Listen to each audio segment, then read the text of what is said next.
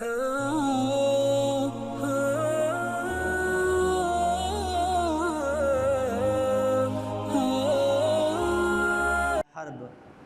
اللہ کے نبی صلی اللہ علیہ وسلم نے فرمایا کہ نہ اس کا نام حرب نہ رکھو، اس کا نام حسین رکھو۔ سیدنا حسن و سیدنا حسین ابن علی رضی اللہ عنہما، اللہ نے ان کے لیے جن ناموں کو منتخب کیا تھا، یہ نام ان سے پہلے کسی اور نے نہیں رکھے تھے۔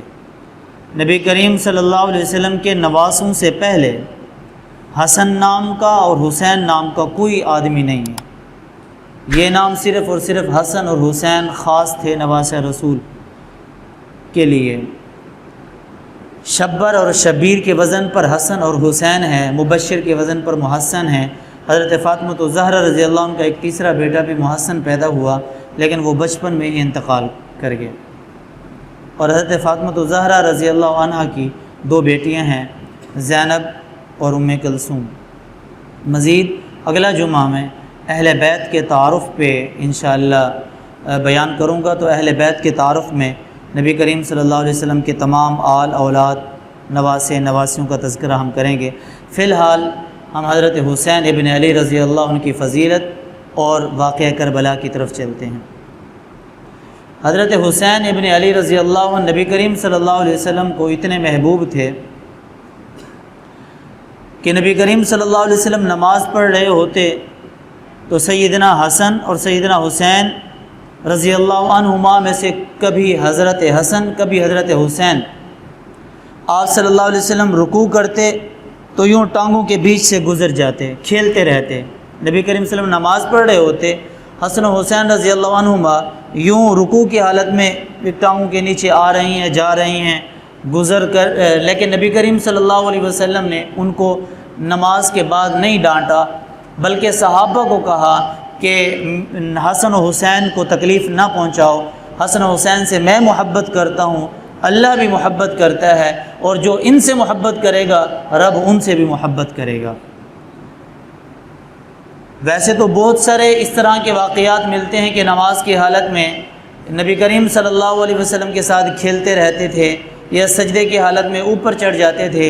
ان میں سے ایک روایت ہے فرض نماز کی کہ نبی، وہ بھی امامت کی، اکیلے کی نہیں، نبی کریم صلی اللہ علیہ وسلم امامت کرا رہے تھے، فرض نماز پڑھا رہے تھے، سجدے میں تھے کہ حضرت حسین ابن علی رضی اللہ عنہ، حضرت حسن رضی اللہ عنہ نبی کریم صلی اللہ علیہ وسلم کے سجدے کی حالت میں آپ کی پیٹھ پر چڑھ گئے۔ تو نبی کریم صلی اللہ علیہ وسلم نے لاڈلوں کے پیٹھ پر چڑھنے کی وجہ سے آپ نے نماز کا سجدہ لمبا کر دیا، حتیٰ کہ روایت کے اندر آتا ہے اتنا لمبا سجدہ کیا، صحابہ کرام جو نبی کریم صلی اللہ علیہ وسلم کی اقتداء میں نماز پڑھ رہے تھے ان کو یہ گمان ہوا کہ کہیں نبی کریم صلی اللہ علیہ وسلم کا انتقال تو نہیں ہو گیا۔ اتنے میں اگلی صف اول کے ایک نمازی صحابی نے یوں سر اٹھا کر دیکھا تو حضرت حسین رضی اللہ عنہ، حضرت حسن رضی اللہ عنہ نبی کریم صلی اللہ علیہ وسلم کے اوپر بیٹھے تھے۔ تو انہوں نے کوشش کی کہ میں کسی طرح اپنے ہاتھ سے حسن و حسین کو نبی کریم صلی اللہ علیہ وسلم کی پیٹھ پر سے ہٹا دوں۔ تو نبی کریم صلی اللہ علیہ وسلم کی اس جگہ سے نظر پڑ گئی کہ کوئی ہاتھ آ رہا ہے اور حسن و حسین کو اٹھانے کے لیے، تو آقا نے نماز کی حالت میں ہاتھ کا اشارہ کیا کہ نہ میرے نواسوں کو مت چھیڑو، نہ اٹھاؤ، جب تک کہ حسن و حسین رضی اللہ عنہما خود نہیں آقا کی پیٹھ سے اٹھ گئے۔ نبی کریم صلی اللہ علیہ وسلم نے انہیں دھکا نہیں دیا، اٹھایا نہیں، نہ کسی صحابی نے اٹھایا۔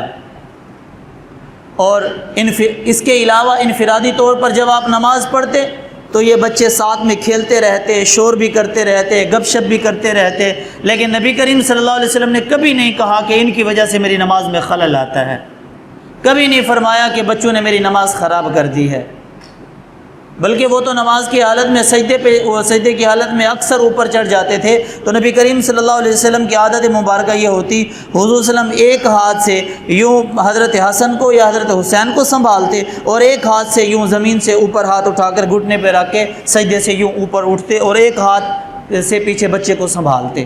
اس انداز سے اکثر و بیشتر یہ اکثر واقعات نماز کی حالت میں پیش آتے رہتے تھے۔ اس قدر پیار تھا کہ ایک دفعہ رونے کی آواز آئی حضرت فاطمہ زہرا رضی اللہ عنہ کے گھر سے، تو نبی کریم صلی اللہ علیہ وسلم نے فرمایا کہ اے فاطمہ کون رو رہے ہیں؟ فرمایا کہ حسن حسین رضی اللہ عنہما کے رونے کی آواز ہے۔ تو نبی کریم صلی اللہ علیہ وسلم نے فرمایا ان کو نہ رلایا کرو، ان کے رونے کی وجہ سے مجھ محمد کو تکلیف ہوتی ہے۔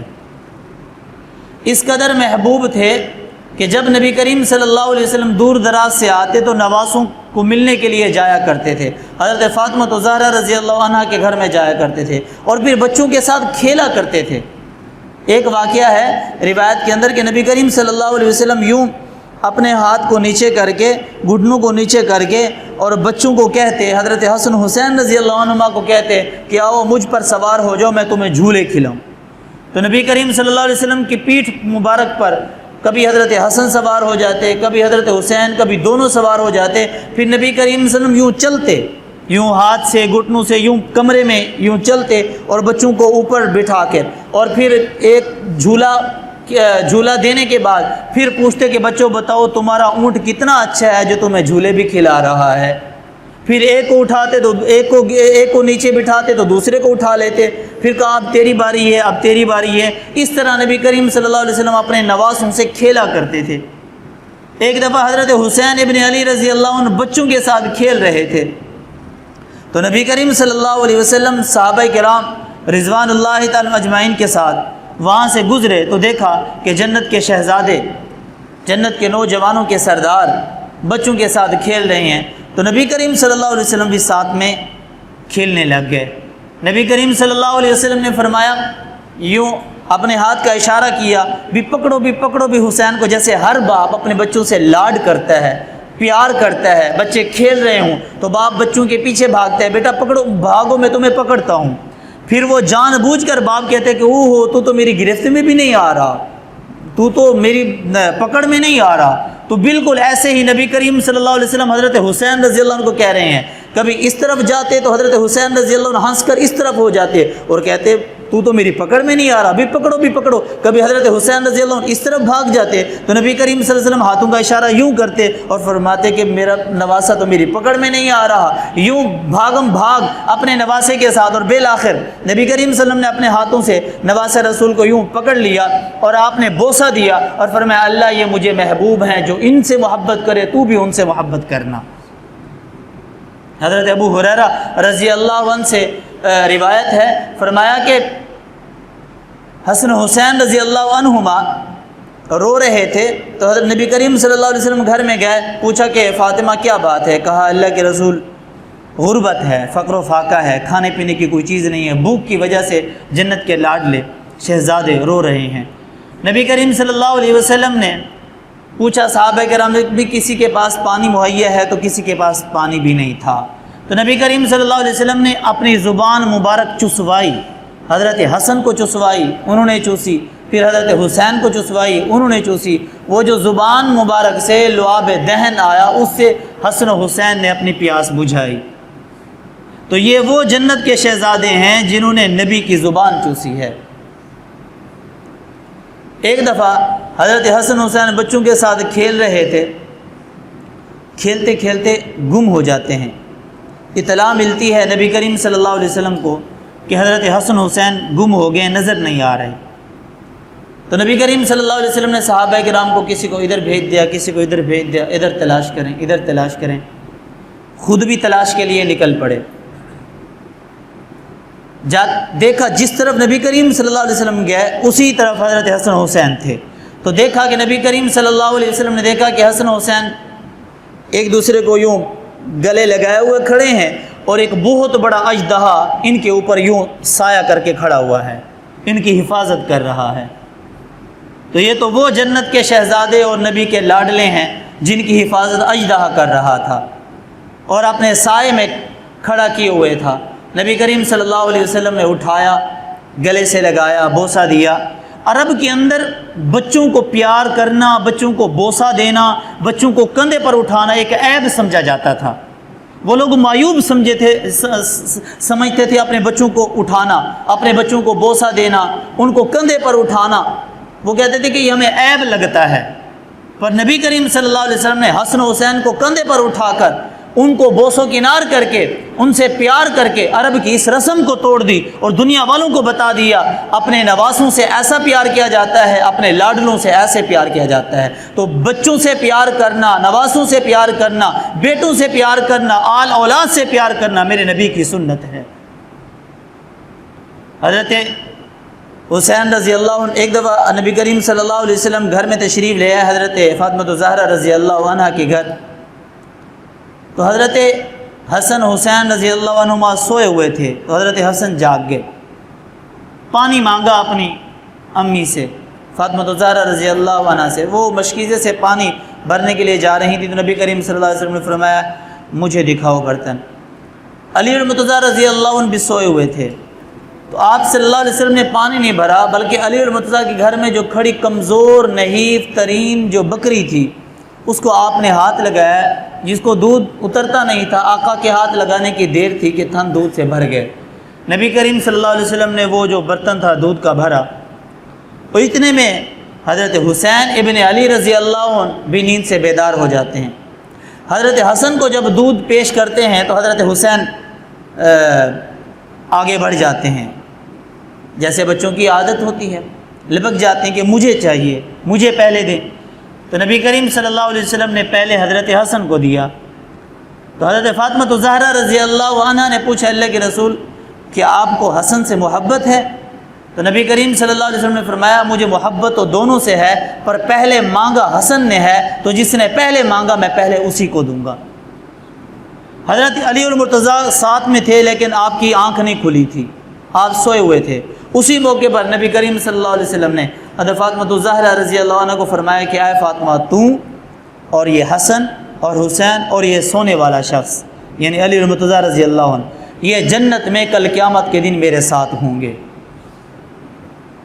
تو حضرت حسن حسین رضی اللہ عنہ سے اتنا پیار، ایک دفعہ کندھے پر اٹھایا ہوا تھا، ایک صحابی رسول نے دیکھا، کہا کہ اللہ کے رسول کتنی اچھی سواری ہے، یعنی نبی کریم صلی اللہ علیہ وسلم کو دیکھ کر فرمایا واہ کتنی عمدہ سواری ہے۔ تو نبی کریم صلی اللہ علیہ وسلم نے فرمایا تم نے سواری کو تو دیکھا ہے، یہ بھی تو دیکھو کہ شہ سوار کتنے عمدہ ہیں۔ تو بڑا ہی پیار تھا نبی کریم صلی اللہ علیہ وسلم کو، بڑی ہی محبت تھی، اور جب نبی کریم صلی اللہ علیہ وسلم نے اپنے نواسوں سے اپنے لاڈلوں سے اس قدر پیار کیا، اس قدر محبت کی، تو صحابہ کرام نے بھی اہل بیت سے نواسہ رسول سے اس قدر ہی پیار کیا، محبت کی۔ میں ایک مستقل جمعے پہ اس عنوان پہ بات کروں گا کہ اہل بیت کے ساتھ صحابہ کرام رضوان اللہ تعالی اجمعین کے تعلقات کیسے تھے۔ تو سیدنا حسین ابن علی، سیدنا حسن ابن علی رضی اللہ عنہ کی جو درمیان کی زندگی ہے اس پر ہم ایک الگ مستقل عنوان پر تقریر کریں گے، تاکہ عوام الناس کے سامنے یہ بات کھل کر سامنے آئے کہ صحابہ کرام کے حضرت حسن و حسین کی جوانی میں کس قدر تعلقات تھے۔ وہ انشاءاللہ ایک الگ عنوان ہے، اس پر ایک الگ گفتگو کروں گا۔ یہ ابتداءً چند فضائل آپ حضرات کے سامنے رکھے۔ حضرت حسین رضی اللہ عنہ کی جب ولادت ہوتی ہیں، اس سے پہلے، ولادت سے پہلے نبی کریم صلی اللہ علیہ وسلم کی چچی ام فضل وہ خواب دیکھتی ہیں کہ نبی کے جگر کا ٹکڑا کٹ کر، گوشت کا ٹکڑا کٹ کر ان کی گود میں ہے۔ تو وہ دوڑے دوڑے بھاگے بھاگے نبی کریم صلی اللہ علیہ وسلم کے پاس آئیں اور کہا کہ اللہ کے رسول میں نے تو بڑا عجیب خواب دیکھا ہے۔ فرمایا کیا؟ آپ نے خواب سنا ہے؟ آپ نے فرمایا یہ تو رائی تو خیرہ، تو نے تو اچھا خواب دیکھا ہے۔ اور وہ وقت آیا کہ جب حضرت حسین رضی اللہ عنہ کی ولادت ہوئی، یہی ام فضل رضی اللہ عنہا تھیں کہ حسین ابن علی رضی اللہ عنہ کو اپنی گود میں لیے ہوئے تھیں۔ تو نبی کریم صلی اللہ علیہ وسلم نے فرمایا یہ تمہارے اس وقت کی خواب کی تعبیر ہے۔ تو نبی کریم صلی اللہ علیہ وسلم نے حضرت حسین رضی اللہ عنہ کو گھٹی دی، اور اذان بھی نبی کریم صلی اللہ علیہ وسلم نے دی، ایک کان میں اذان ایک کان میں اقامت۔ خوش نصیب ہیں سیدنا حسین ابن علی رضی اللہ عنہ کی ذات کہ دنیا میں آنے کے بعد سب سے پہلے حسین کی زبان نے جس چیز کا ذائقہ چکھا وہ لعاب دہن تھا، نبی کا لعاب تھا۔ دنیا میں آنے کے بعد حسین ابن علی رضی اللہ عنہ نے جس کی آواز سنی وہ اپنے نانا محمد الرسول اللہ صلی اللہ علیہ وسلم کی آواز سنی۔ آواز نبی کی تھی، کان حسین کے تھے، نام اللہ کا تھا۔ تو حسین ابن علی رضی اللہ عنہ نے کربلا کے میدان میں وہ بچپن میں اپنے نانا کی دی ہوئی اذان کی لاج رکھ کر اسی اذان کی نماز کربلا میں ادا کر کے، نماز عشق ادا کر کے دنیا والوں کو یہ سبق دے دیا، نہ مندر میں، نہ مسجد میں، نہ بیت اللہ کی دیواروں کے سائے میں نماز عشق ادا ہوتی ہے، یوں تلواروں کے سائے میں۔ یہ وہ نانا کی دی ہوئی اذان کی لاج حسین نے کربلا کے میدان میں رکھی۔ سیدنا حسین ابن علی رضی اللہ عنہ کی ولادت 4 ہجری کی ہے، تو جو شہادت ہے وہ ہے 61 ہجری کی۔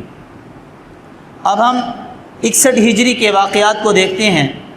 سیدنا امیر معاویہ رضی اللہ عنہ نے اپنی حیات میں اپنے بعد جانشین اپنے بیٹے یزید کو مقرر کر دیا۔ اب یہاں پر کچھ لوگ غلطی کر جاتے ہیں، اسی بات پر امیر معاویہ رضی اللہ عنہ کو لوگ برا بھلا کہنا شروع کر دیتے ہیں، آپ پر تبرہ کرنا، آپ پر الزام لگانا، بہتان لگانا، الیاذ باللہ گالم گلوچ۔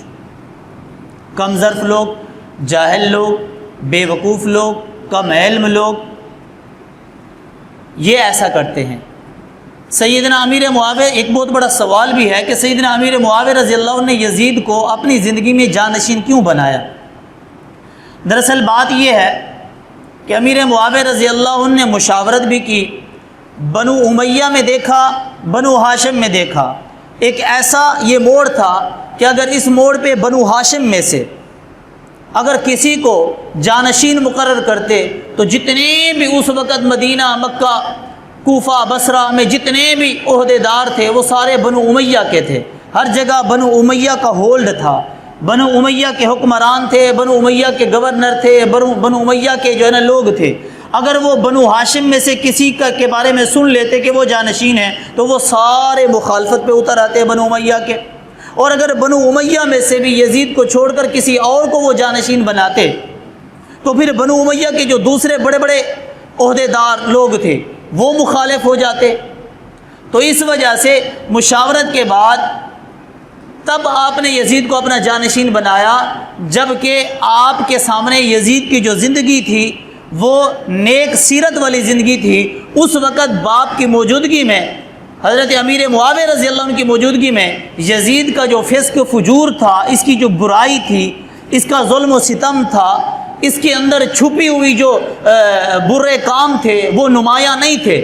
اور الیاذ باللہ یہ ہو نہیں سکتا کہ امیر معاویہ رضی اللہ عنہ کے سامنے یزید کا فاش کھلا ہو، یزید کی جو ہے نا بدگوئی، اس کے بد کرداریاں، اس کے بد فعلیاں، اس کی شراب نوشیاں، اس کے برے کام اگر امیر معاویہ رضی اللہ عنہ دیکھ لیتے تو یہ ہو نہیں سکتا کہ امیر معاویہ رضی اللہ عنہ جاننے کے باوجود، دیکھنے کے باوجود یزید کو خلیفہ بناتے۔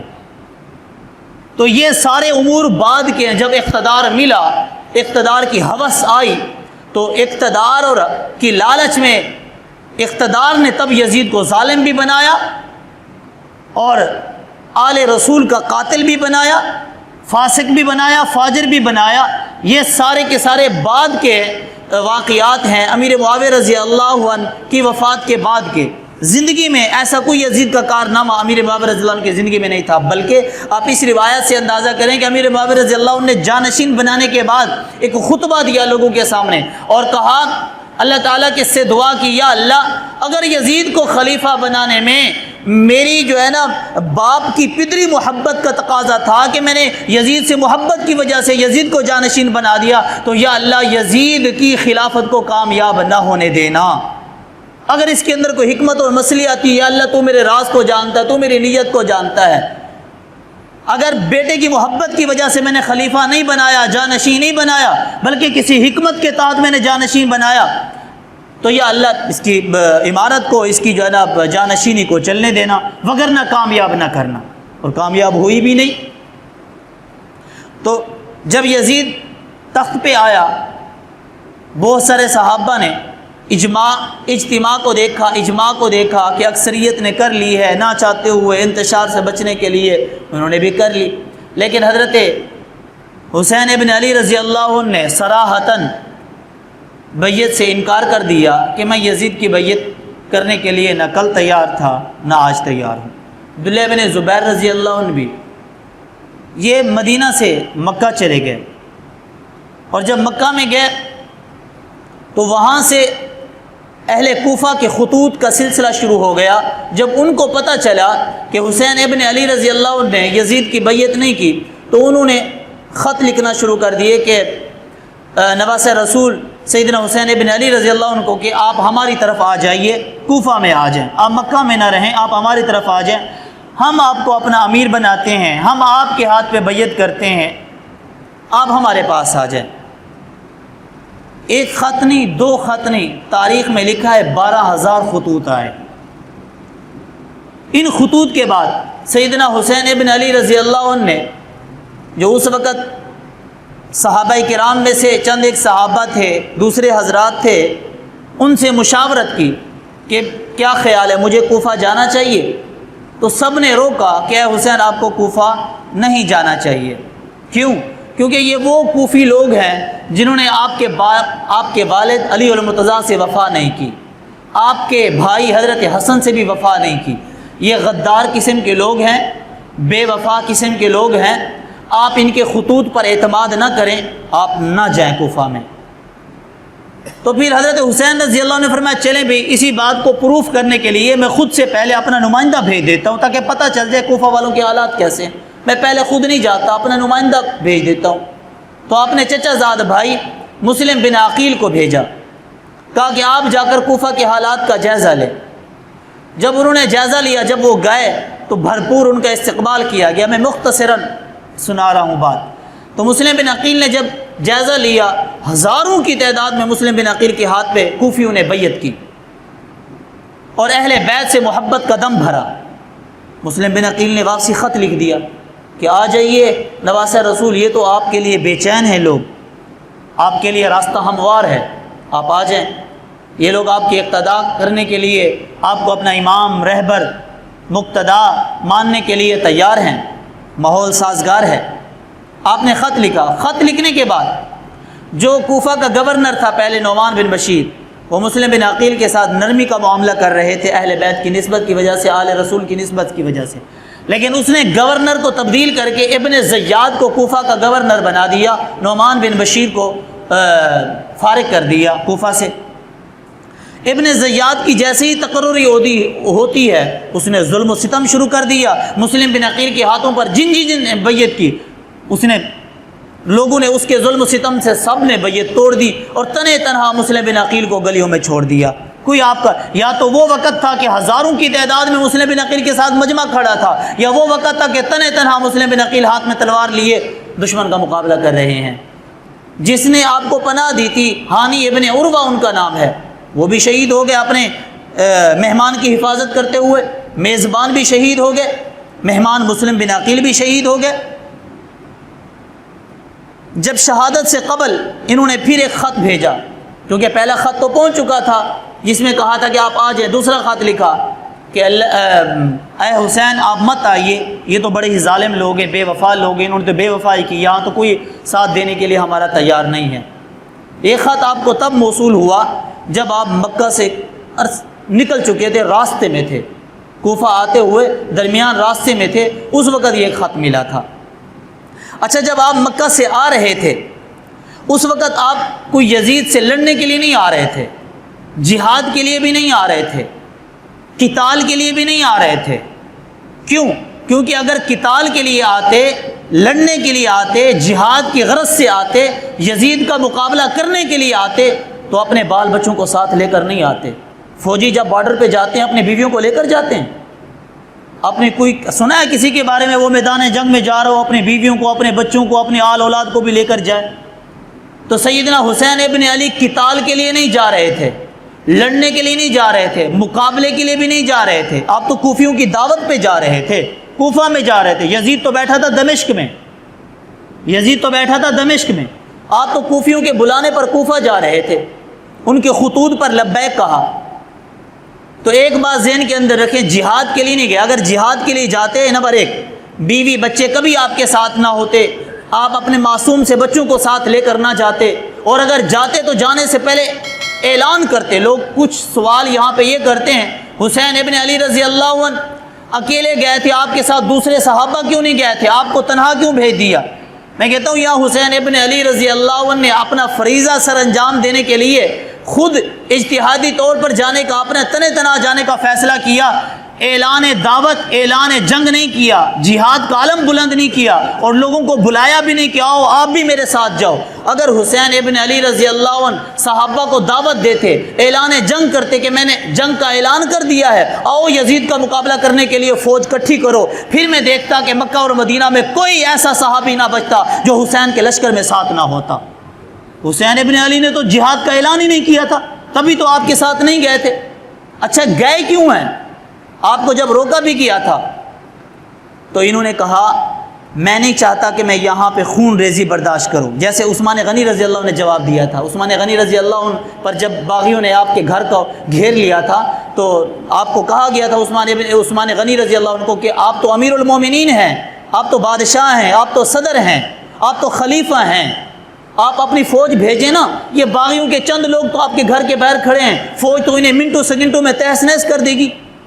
آپ دارالخلافہ مدینہ میں بیٹھے ہیں، آپ کے پیروکار ساری فوج ہے۔ تو عثمان غنی رضی اللہ عنہ نے جواب دیا تھا میں نبی کے شہر میں خون ریزی نہیں چاہتا، یہ میری ذات کا مسئلہ ہے، میں اپنی ذات میں فوج کو بیچ میں نہیں آنے دوں گا، میں مقابلہ نہیں کروں گا، یہ مجھے شہید کرتے ہیں تو کرنے دیں۔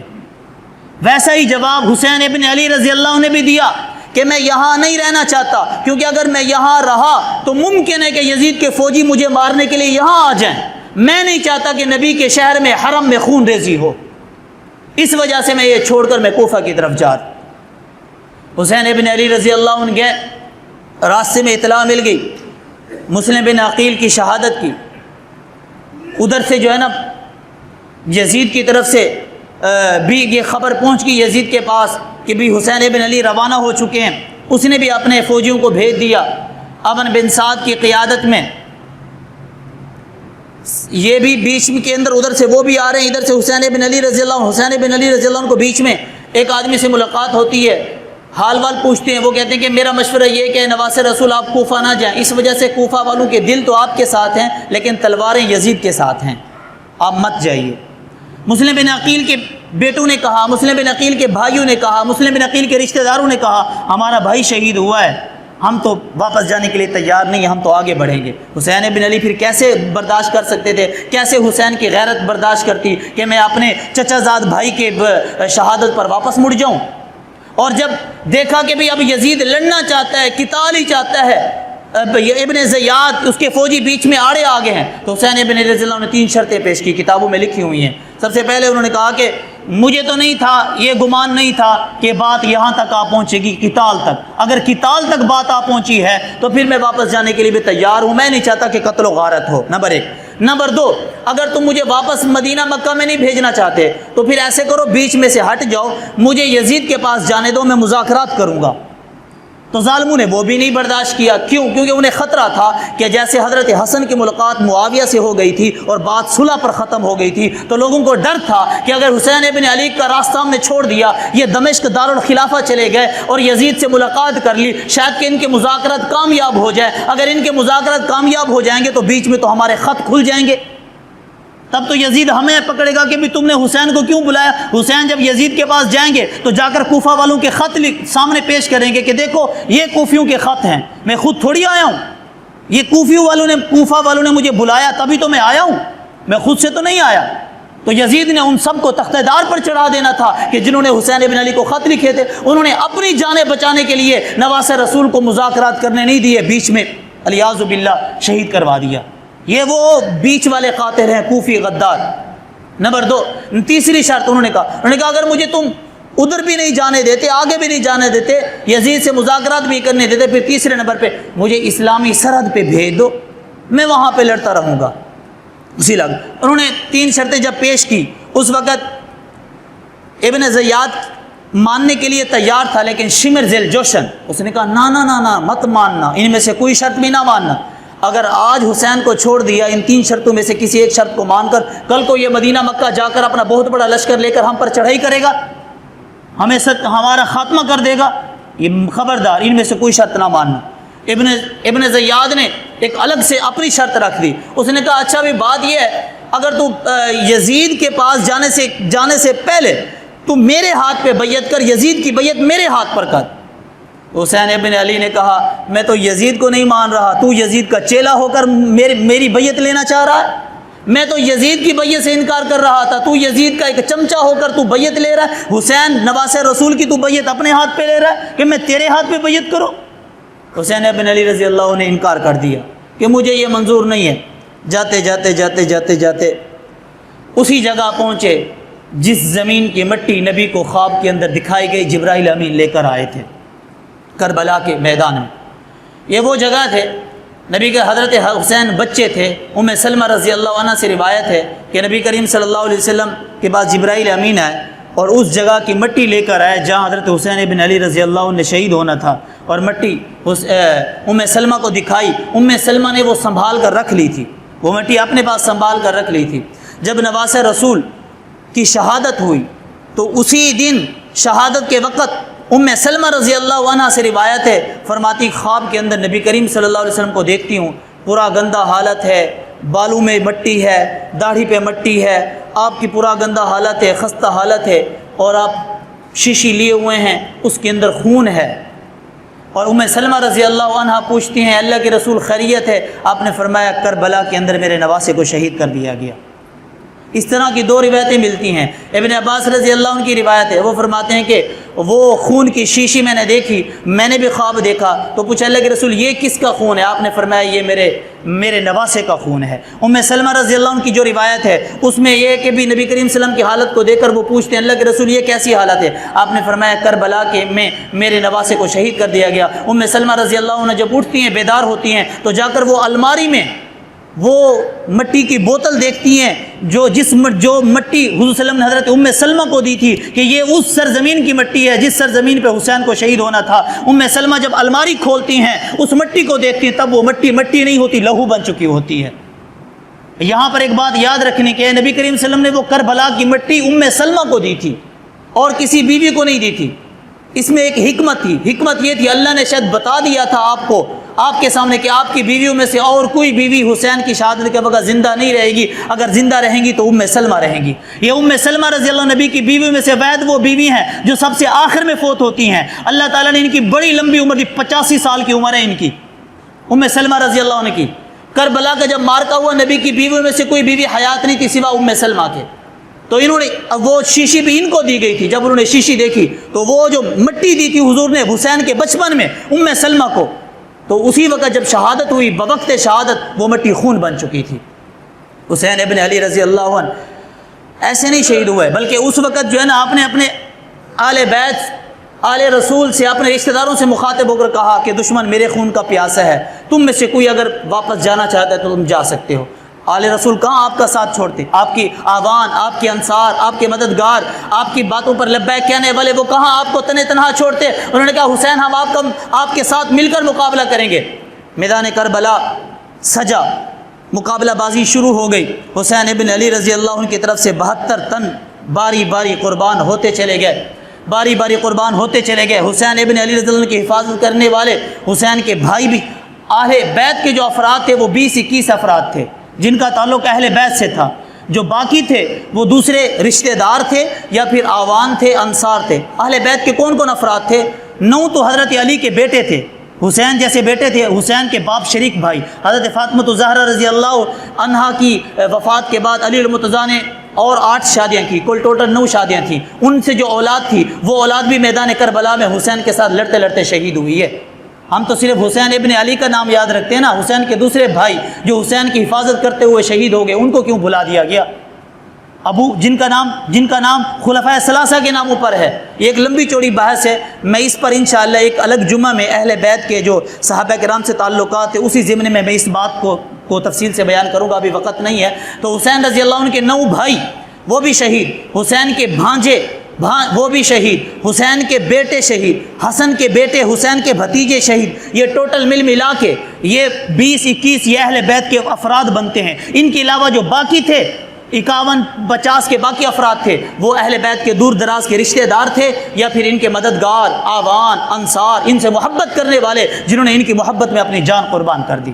شہادت کے بعد کی بہت ساری روایتیں عوام الناس کے اندر جو ہے نا مشہور ہیں کہ یہ ہو گیا تھا، الیاذ باللہ اہل بیت کے خیموں سے رونے کی آوازیں آئیں، چیخنے کی آوازیں آئیں، چلانے کی آوازیں آئیں، یہ سراسر جھوٹ ہے۔ اہل بیت کہ گھر سے تو ہمیں حیا کا سبق ملا، پھر کیسے یہ روایت گھڑ لی گئی کہ شہادت حسین کے بعد انہوں نے اپنے دوپٹے اتار لیے تھے؟ یہ تو وہ گھر ہے جس گھر میں، یہ تو وہ گھر ہے جہاں سے حیا کا سبق ملا ہے۔ پھر کیسے میں مان لوں کہ جہاں سے جو حیا تو اس گھر کی لونڈی ہے، جس گھر نے ہمیں حیا کا سبق دیا ہے، وہ میدان کربلا میں کیسے بے حیا ہو سکتے ہیں؟ کیسے وہ اپنے سروں سے دوپٹہ اتار سکتے ہیں؟ میں کیسے مان لوں کہ انہوں نے ماتم کیا؟ میں کیسے مان لوں کہ انہوں نے بے صبری کی؟ میں کیسے مان لوں کہ انہوں نے چیخنا چلانا شروع کر دیا؟ اس وقت یہ ساری بیہودہ باتیں ہیں جن کا حقیقت سے کوئی تعلق نہیں ہے۔ شہادت حسین کے بعد 3 دن تک، چند دن تک علیاذ باللہ آپ کی لاش کی، آپ کی جسد کی، آپ کی بے حرمتی کی گئی، اور حسین ابن علی رضی اللہ عنہ کا سر کاٹا گیا۔ سنان نے آپ کا سر کاٹا۔ پہلے ایک بدبخت کو شمر نے کہا کہ تو سر کاٹ، جب وہ سر کاٹنے کے لیے گیا اس کے ہاتھ کانپنے لگے، اس نے کہا نہ بھی یہ جرت میں نہیں کرتا۔ سنان نے سر کاٹا۔ سر کاٹنے کے بعد اس وجہ سے آپ کا سر کربلا میں دفن نہیں ہے، آپ کا جسم اور جگہ پہ ہے، آپ کا سر اور جگہ پہ ہے۔ آپ کا جو جسد اقدس ہے نا وہ کربلا میں دفن ہے، جہاں پہ مزار ہے آج، لیکن جو آپ کا سر مبارک ہے وہ کربلا میں نہیں ہے۔ سر مبارک کہاں ہے اس کے بارے میں مختلف روایتیں ہیں۔ ایک روایت کے اندر آتا ہے حضرت حسین کا جو سر ہے وہ حضرت فاطمہ الزہرا ماں کے پہلو میں ہے، یا بھائی حسن کے پہلو میں ہے، جنت البقیع میں ہے، مدینہ میں ہے۔ حسین رضی اللہ عنہ کا سر مبارک یہاں ہے، اور جو جسد ہے وہ کربلا کے اندر ہے۔ اور شہادت کے بعد تاریخ دانوں نے لکھا ہے کہ بھی سورج چند مہینے تک جب طلوع ہوتا تھا تو در و دیواروں پر، سورج کی جب دھوپ پڑتی تھی تو در و دیواروں پر خون کے اثرات نمایاں نظر آتے تھے۔ ابن زیاد نے، جس نے اس مارکے کے اندر بڑی کوشش کی اور علیاذ باللہ اس کا جتنا ہاتھ تھا، تو ابن زیاد کے بارے میں آتا ہے اس کے دربار میں حسین ابن علی رضی اللہ عنہ کا سر رکھا گیا۔ اس نے جب چھری پھیری تھی تو تاریخ اپنے آپ کو دہراتی ہے، ایک وقت وہ آیا تھا کہ جب یہی ابن زیاد کا سر مختار ثقفی نے قتل کیا، اس کو قتل کر کے اس کا سر اسی دربار میں لایا گیا تھا جس دربار میں حسین ابن علی کا سر اس کے سامنے لایا گیا تھا۔ پھر یہ سیاست بھی بڑی عجیب چیز ہے۔ پھر جہاں پہ حسین ابن علی کا سر کٹا ہوا سر رکھا ہوا تھا، جہاں پہ ابن زیاد کا کٹا ہوا سر رکھا تھا، اسی دربار میں مختار ثقفی کا بھی سر کٹا ہوا رکھا تھا۔ پھر یزید کی حکومت زیادہ دیر نہ چل سکی، 3 سال کے بعد مدینہ میں اس نے خون ریزی کی، اس نے مکہ میں خون ریزی کی۔ اس کے بعد یہ کتے کی موت مرا، یعنی تڑپ تڑپ کر یہ مر گیا۔ اس کے بعد اس کا بیٹا جس کا نام تھا معاویہ بن یزید، اس نے جب تخت سنبھالا، اس کے بارے میں روایت کے اندر آتا ہے جب معاویہ ابن یزید نے تخت سنبھالا، اس نے تخت سنبھالتے ہوئے 21 سال کا نوجوان تھا، اس نے 1 مہینے یا 1.25 مہینہ اس اپنے باپ کے تخت پر بیٹھا۔ اس کے بعد اس نے لوگوں کو اکٹھا کیا، اس نے کہا میں اس تخت کو چھوڑتا ہوں جس تخت کے نیچے اہل بیت کا خون ہے۔ استعفیٰ دے دیا، کہا مجھے نہیں چاہیے یہ حکومت، مجھے نہیں چاہیے یہ بادشاہت، میں نہیں بننا چاہتا تمہارا خلیفہ، تم جانا تمہارا تخت جانے۔ معاویہ ابن یزید 21 سالہ نوجوان، اس نے اپنے باپ کی وراثت میں ملنے والی سلطنت کو ٹھکرا دیا۔ اور پھر ان کا انجام، جنہوں نے حسین ابن علی کے قتل میں شہادت میں شریک تھے، ان کا انجام بھی تاریخ لکھتی ہے، بڑا بھیانک اور بڑا برا انجام ہوا۔ میں آخر کے اندر ایک بات کر کے اپنی بات ختم کرتا ہوں۔ یزید کے بارے میں کیا موقف ہے اہل سنت والجماعت کا؟ یزید کے بارے میں اہل سنت والجماعت کا موقف ہے کہ وہ سفاک ہے، قاتل ہے، ظالم ہے، فاسق ہے، فاجر ہے، یہ سارے جرائم اس پر عائد ہیں۔ اور کچھ لوگ جو علیاذ باللہ یزید کو امیر المومنین کا درجہ دیتے ہیں، یزید کے نام کے سامنے رحمت اللہ کہتے ہیں، وہ سراسر واضح طور پر غلطی پر ہیں۔ وہ کہتے ہیں کہ یزید قتل حسین میں ملوث نہیں تھا۔ میں کہتا ہوں سب سے بڑی دلیل یہ ہے، اگر ان لوگوں کی بات مان بھی لی جائے کہ یزید قتل حسین میں نہیں تھا، وہ دمشق میں تھا، بیچ میں کوفیوں نے کیا، ابن زیاد نے کیا، شمر نے کیا، یزید کا ہاتھ نہیں تھا، پھر ان لوگوں سے سب سے بڑا سوال جو بنتا ہے وہ یہ بنتا ہے، اگر یزید کا ہاتھ نہیں تھا تو حضرت حسین رضی اللہ عنہ کی شہادت کے بعد جو قاتلین حسین تھے، یزید نے ان سے قصاص کیوں نہیں لیا؟ ان کو مروایا کیوں نہیں یزید نے؟ یزید تو حاکم تھا نا، تو وہ سارے لشکری، وہ سارے فوجی، شمر ذی الجوشن ہے، ابن زیاد ہے، عمر بن سعد ہے، سنان بن انس ہے، یہ جتنے بڑے بڑے تھے کربلا کے میدان میں حسین رضی اللہ عنہ کے مقابلہ کرنے والے، پھر یزید نے ان کا سر قلم کیوں نہیں کیا؟ اگر اس کا ہاتھ نہیں تھا تو پھر حسین ابن علی کا بدلہ کیوں نہیں لیا اس نے؟ ان کو ان کے جرم کی سزا کیوں نہیں دی؟